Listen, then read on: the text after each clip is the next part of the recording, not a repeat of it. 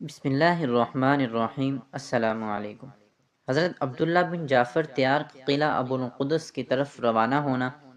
جس وقت حضرت ابو عبیدہ بن جرح رضی اللہ تعالی عنہ نے مسلمانوں کی طرف مخاطب ہو کر فرمایا کہ کلیسا کی طرف جانے کے لیے تم میں کون شخص اپنی خدمت پیش کر سکتا ہے؟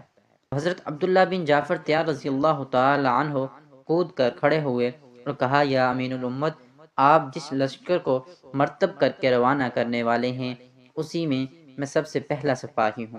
آپ ان کی اس آمادگی اور علول العزم نے نہایت خوش ہوئے اور ان کے ساتھ جانے کے لیے شہ سواران محدین کا ایک دستہ جو 5000 سوار پر مشتمل تھا منتخب کر کے ایک سیاہ رنگ کا فوجی علم ان کے سپرد کر دیا اور فرمایا، ابن عم رسول اللہ یعنی رسول اللہ صلی اللہ علیہ وآلہ وسلم کے چچا زاد کے بیٹے، میں تمہیں اس دستے کا سردار مقرر کرتا ہوں۔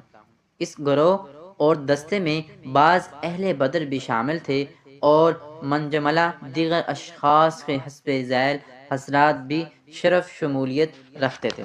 عقدی رحمۃ اللہ علیہ کہتے ہیں کہ جس وقت آپ کے جھنڈے کے نیچے 500 ایسے سوار جو غزوہ بدر نیز دوسرے مارکوں اور سخت لڑائیوں میں شامل ہوئے تھے اور جن سے مارکہ کا رازدار میں نہ پیٹھ پھیر کر بھاگنے کا وہم اور نہ فرار ہونے کا گمان ہو سکتا تھا، جمع ہو گئے اور آپ نے چلنے کا قصد کر لیا، تو حضرت ابو عبیدہ بن جرح رضی اللہ تعالی عنہ نے فرمایا، ابن عم رسول اللہ صلی اللہ علیہ وآلہ وسلم بازار قائم ہونے کے پہلے ہی روز رومیوں پر اقدام اور فوج کشی کر دینا۔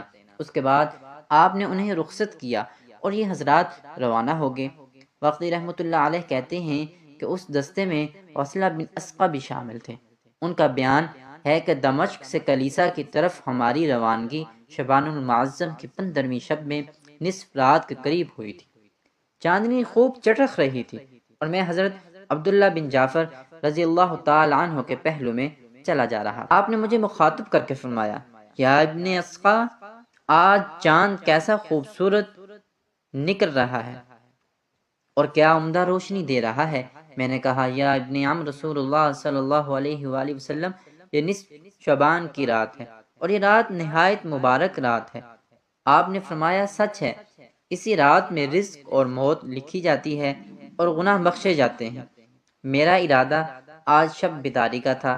میں نے کہا، شب بیداری اور رات بھر کے نوافل سے یہ ہمارا چلنا بہتر ہے اور اللہ تعالیٰ بہت زیادہ جود و کرم والے ہیں۔ آپ نے کہا، صحیح کہتے ہو۔ ہم رات بھر چلتے رہے حتیٰ کہ صبح نے آفتاب کے ساتھ مشرق سے منہ نکالا اور ہم اسی مہدی راہب کے ساتھ ایک بہت بڑے پہاڑ کے پاس پہنچے۔ ہم ابھی چل ہی رہے تھے کہ میں اپنی دائیں طرف ایک راہب کا سوما نظر آیا۔ حضرت عبداللہ بن جعفر رضی اللہ تعالی عنہ اس کی طرف پھرے۔ ہم بھی آپ کے ساتھ ہوئے سوما میں سے ایک راہب نکل کہ جو سیاہ بالوں کی ایک ٹوپی لگائے ہوئے تھا ہماری طرف آیا۔ ہمارے قریب آ کے ہمیں بنظر تعمر دیکھنے لگا۔ دریافت کیا کہ تم کون لوگ ہو؟ ہم نے کہا، ہم اہل عرب ہیں۔ اس نے کہا، محمدی ہو کیا؟ ہم نے کہا، ہاں۔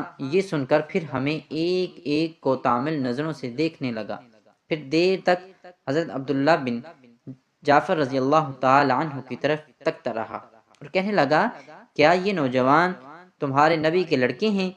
ہم نے کہا، نہیں۔ اس نے کہا، ان کی دونوں آنکھوں سے نور نبوت ٹپکتا ہے، کیا ان کو تمہارے نبی سے کوئی قرابت ہے؟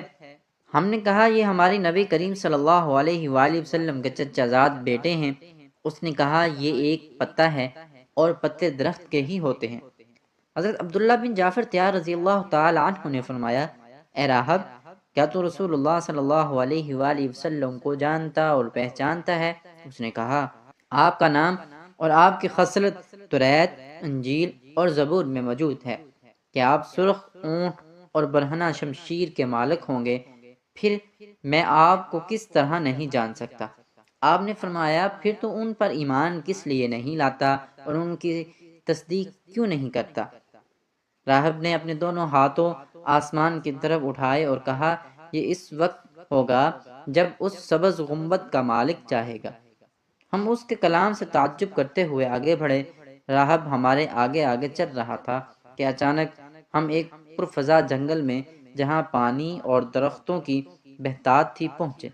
راہب نے وہاں پہنچ کر ہمیں مشورہ دیا کہ آپ حضرات یہیں چھپے ہوئے بیٹھے رہیں، میں وہاں پہنچ کر رومیوں کی خبر لے آؤں۔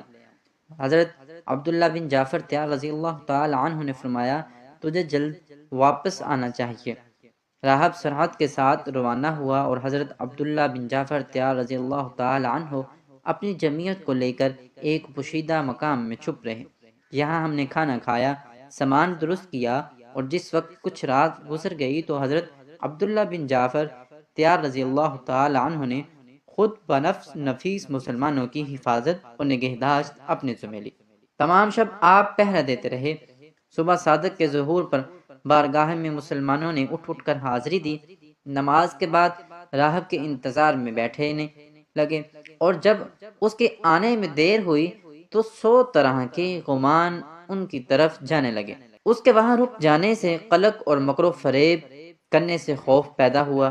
شیطان نے ان کے دل میں وسوسہ ڈالا، راہب کی نسبت بدگمان ہوئے تو تمام مسلمان سوائے حضرت ابو ذر غفاری رضی اللہ تعالی عنہ کے اس کو کسی آنے والے شرکا پیش خیمہ سمجھنے لگے۔ حضرت ابو ذر غفاری رضی اللہ تعالی عنہ نے فرمایا تمہیں راہب کی طرف نیک گمان رکھنا چاہیے اور اس کی طرف سے کسی مکر و فریب کا خوف نہ کرنا چاہیے۔ دیر ہونے کی کوئی خاص وجہ ہے جو تمہیں بہت جلد معلوم ہو جائے گی۔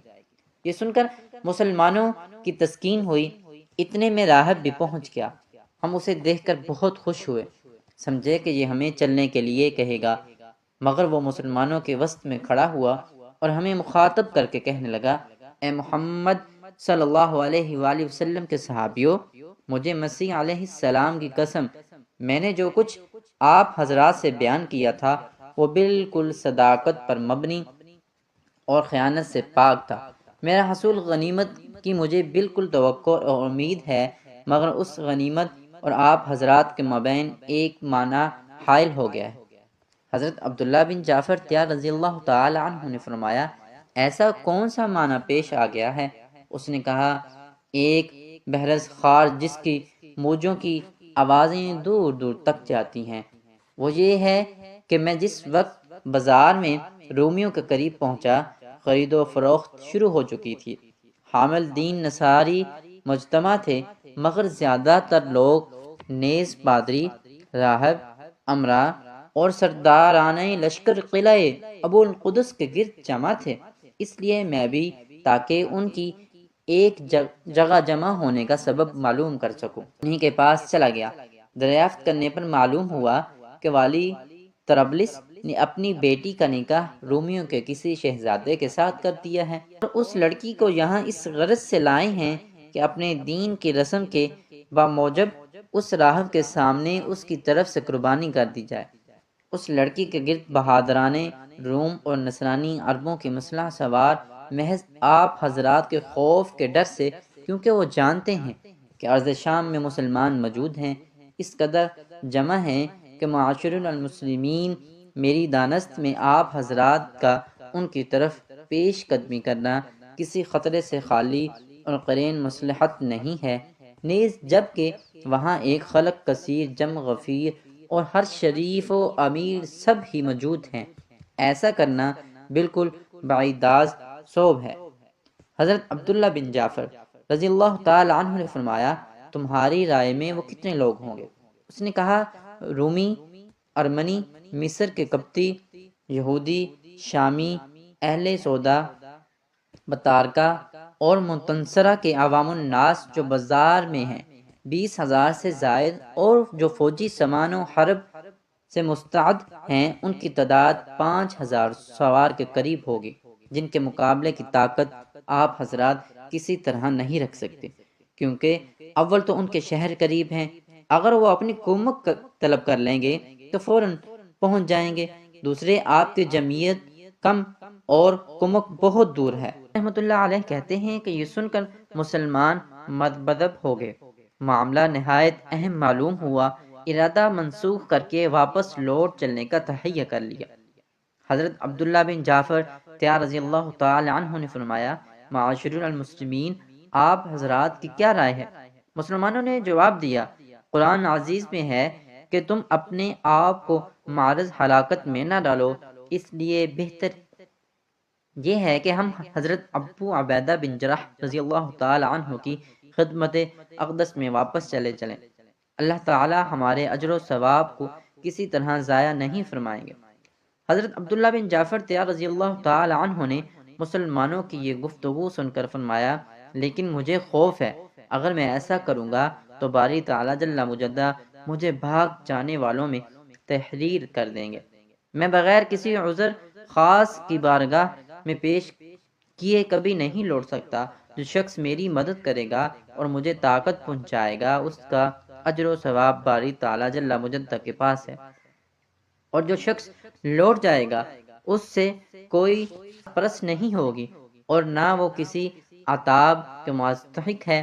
مسلمان حضرت عبداللہ بن جعفر طیار رضی اللہ تعالی عنہ کے یہ الفاظ سن کر اور آپ کی خداوند تعالی کے راستے میں یہ جان بازی دیکھ کر شرمائے، آپ کی رائے سے اتفاق کیا اور ایک متفقہ آواز سے کہنے لگے، آپ کا جو ارادہ ہے آپ وہی کیجئے، تقدیر کے سامنے تدبیر کوئی فائدہ نہیں پہنچا سکتی۔ یہ سن کر آپ بہت خوش ہوئے، ذرہ پہنی، خود سر پر رکھا، کمر مضبوط باندھی اور اپنے والد ماجد رضی اللہ تعالی عنہ کی تلوار حمائل کی، گھوڑے پر سوار ہوئے، جھنڈا ہاتھ میں لیا اور جان بازان اسلام کو تیاری کا حکم فرمایا۔